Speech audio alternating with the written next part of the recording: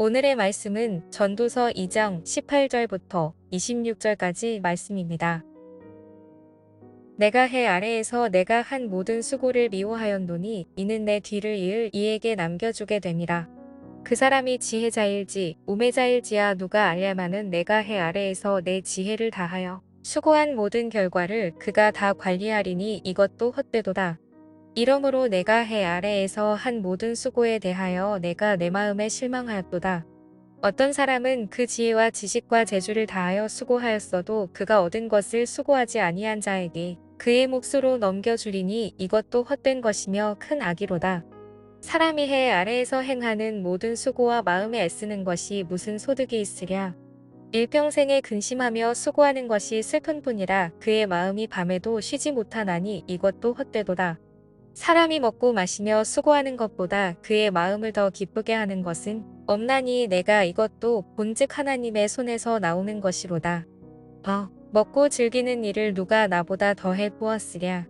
하나님은 그가 기뻐하시는 자에게는 지혜와 지식과 희락을 주시나 죄인에게는 노고를 주시고 그가 모아쌓게 하사 하나님을 기뻐하는 자에게 그가 주게 하시지만 이것도 헛되어 바람을 잡는 것이로다. 여러분, 예전에 어떤 막장 드라마를 제가 본 적이 있습니다.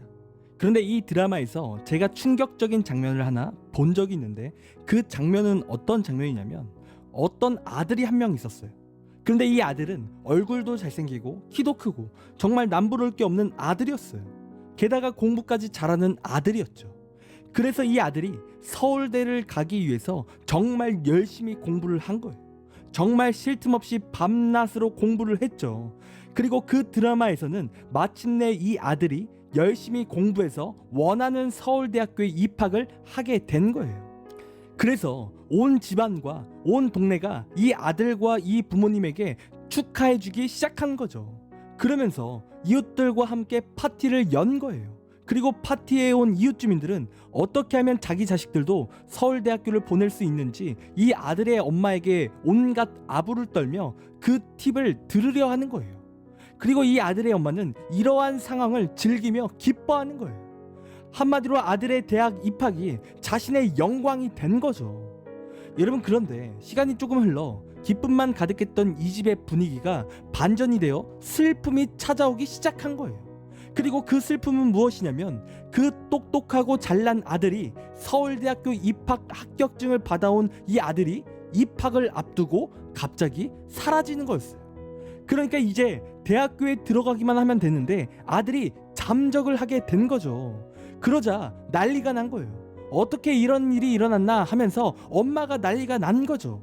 그러다가 이 엄마가 우연히 아들의 일기장을 하나 보게 됩니다. 그리고 그 일기장에는 충격적인 사실이 기록되어 있는 거예요. 그리고 어떤 충격적인 사실이 기록되어 있었냐면 아들이 열심히 공부하고 대학을 입학하는 목적이 그 일기장에 적혀 있었는데 그 목적은 무엇이냐면 복수라는 거예요.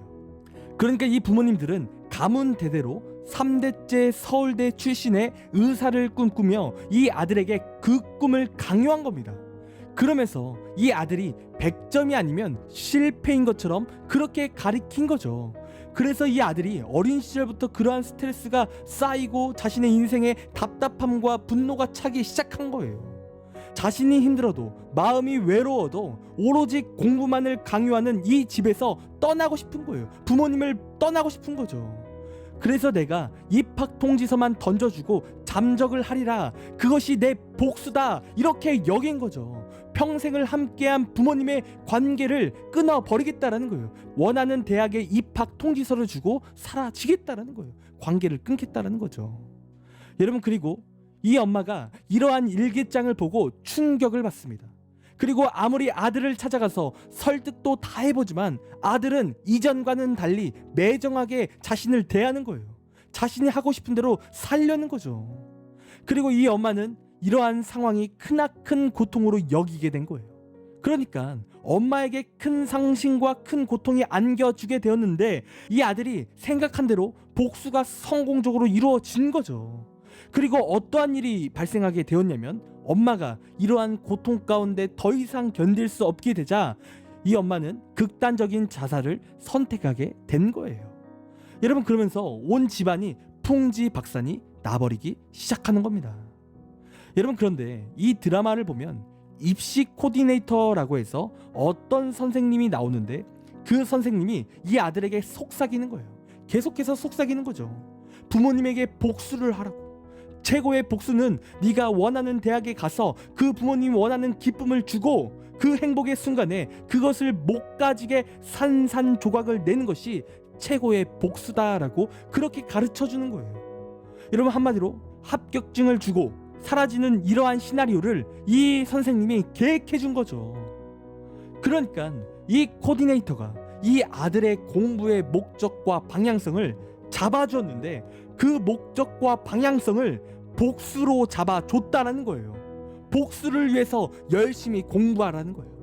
부모님에게 고통과 고난을 주기 위해서 너는 열심히 공부해야 된다, 이렇게 가르쳐줬다는 거예요. 여러분, 그런데 여러분, 제가 이 드라마를 보면서 어떠한 생각을 하게 됐냐면 그 입시 코디네이터가 마치 사단과 똑같은 거예요. 그러니까 우리 사람의 인생의 목적과 방향이 오로지 하나님을 향해 나아가야 하는데 저 입시 코디네이터처럼 사단은 우리의 인생의 목적과 방향을 잘못된 방향으로 가게 한다라는 거예요. 여러분, 오늘 본문의 말씀을 보면 바로 이러한 이야기를 하고 있는데요. 여러분, 오늘 본문의 말씀을 보면 가장 많이 나오는 단어가 무엇이냐면 수고라는 단어예요. 수고. 그러니까 오늘 본문의 전도자, 즉 솔로몬이 어떠한 말을 하고 있습니까? 수고가 헛되다라는 거예요. 수고가 헛되다라는 거죠.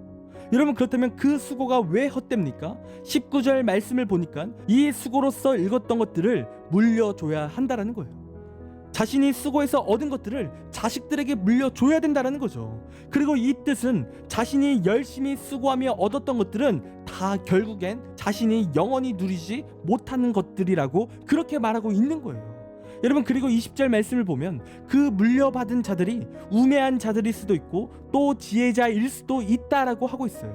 그러니까 자기가 물려준 것을 잘 지키고 잘 가꾼다면 문제가 없는데 그것을 자신의 자식들이 망칠까 또 두렵다라는 거예요.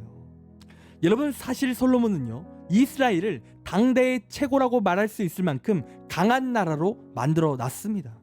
그런데 그가 죽고 그의 아들 르호보암 왕이 그 왕에 등극하자 어떠한 일이 일어났냐면 이 솔로몬이 읽어낸 강한 이스라엘을 남과 북으로 나뉘게 되는 일이 발생하게 되는 거예요. 그러니까 이 아들이 통치하기 시작하자 이 잘 나갔던 이스라엘이 기울기 시작했다는 거죠.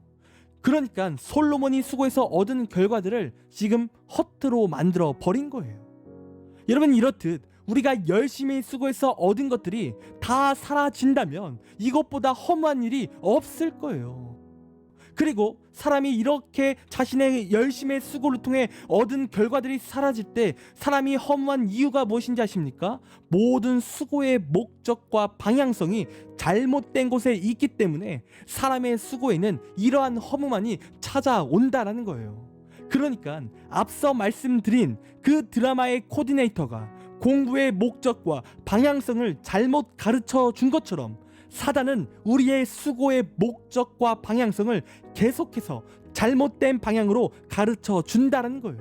그리고 그 잘못된 목적과 방향은 무엇입니까?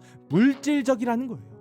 여러분, 엊그제 본문에서도 함께 우리가 말씀을 나눴지만 여러분, 사람의 노동의 본질은 풍요로움 가운데 있으면 안 된다라고 우리가 함께 그렇게 말씀을 나눴어요. 그러니까 이 물질적인 것을 추구하면 인생은 절대로 행복한 게 아니고 또 그 물질은 또 영원한 것이 아닌 거죠. 여러분, 구체적으로 말해 돈이 풍족하다고 우리의 삶에 문제가 없는 것도 아니고 또 우리 삶에 근심이 없는 것도 아니라는 거예요. 여러분, 오히려 그러한 풍족한 삶에 근심 걱정이 더 많이 찾아온다는 거예요. 그리고 무엇보다 이 물질이라는 것은 언제나 있다가 사라질 수 있는 것들이라는 거예요. 여러분, 지금은 부유하지만 세상은 어떻게 변할지 몰라 그 부가 한 번에 다 사라질 수 있다는 거예요. 여러분, 그렇기에 그러한 물질적인 풍요로움만을 위해서 살아가는 인생은 실패한다는 거예요. 반드시 허물을 겪게 되어 있다는 거죠. 그래서 계속 말씀드리지만 사람의 수고의 방향성과 목적은 어디로 향해 있어야 됩니까? 세상의 것이 아닌 전지전능하신 하나님을 향해 그 목적과 방향성이 있어야 한다라는 거예요. 아무리 사단이 우리에게 찾아와 세상의 풍요를 위해 우리가 일해야 된다 이렇게 속삭일지라도 우리는 그러한 헛된 소식을 듣는 것이 아닌 믿음을 택해 하나님을 위해 수고하는 인생이 되어야 한다라는 거예요. 그러니까 나의 열심, 나의 공부, 나의 학업이 단순히 나의 성공을 위해 내가 풍요로운 삶을 위해서가 아니라 내가 하나님께 쓰임받기 위해서, 내가 하나님의 기뻐로 하일이 되기 위해서 단련되는 열심과 수고가 되어야 한다라는 거예요. 그러니까 칼이 무딘 칼보다 예리한 칼이 더 쓰기 좋듯이 우리의 공부와 우리의 삶의 열심은 하나님께 잘 쓰임받는 예리한 내가 되기 위해 나의 수고를 하나님께 향해 드려야 한다라는 거예요. 그리고 우리가 그렇게 하나님께 나의 수고를 드리며 그렇게 살아갈 때 우리는 하나님께 귀하게 쓰임받는 인생이 되는 겁니다. 여러분, 그리고 중요한 사실은 무엇입니까? 하나님을 향해 수고하는 자의 삶은 하나님께서 우리가 구하지 않았던 것들도 다 채워주시고 부어주시는 은혜가 반드시 넘치게 되어 있다라는 겁니다. 여러분, 그러므로 우리가 이 시간 우리의 삶이 반드시 하나님을 향해 수고하는 인생이 되어야 될 줄 믿습니다. 여러분, 제 아무리 우리가 열심히 살아도 또한 열심히 예배할지라도 그 수고들이 하나님을 향해 있지 않으면 여러분 그것은 헛된 일입니다. 반드시 허무만 찾아올 거예요. 여러분, 하지만 하나님을 향해 수고와 우리의 열심을 품는다면 그것은 하나님의 영광이요 하나님의 기쁨이 되는 그러한 삶이 되는 것입니다.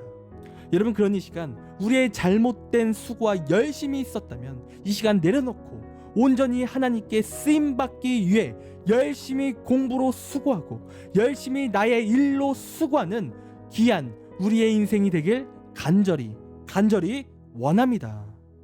기도하겠습니다. 하나님, 우리의 인생이 무엇을 위해 수고합니까? 나 자신의 쾌락과 나 자신만의 풍요를 위해 우리가 수고합니까? 이 시간 하나님이 아닌 세상을 향한 모든 수고는 다 헛된 것임을 깨닫는 우리가 되기를 간절히 원합니다. 하나님, 우리의 삶을 인도하여 주셔서 오로지 하나님을 향한 수고를 품게 하시고 우리의 삶이 하나님의 영광이요 하나님의 기쁨이 될 수 있도록 인도하여 주옵소서. 그리하여 우리의 삶이 하나님이 채워주시는 복과 은혜를 날마다 능력으로 체험받는 그러한 삶이 될 수 있도록 인도하여 주옵소서. 이 시간 모든 것을 주님께 맡깁니다. 감사합니다. 사랑이 많으신 예수님의 이름으로 기도드립니다. 아멘.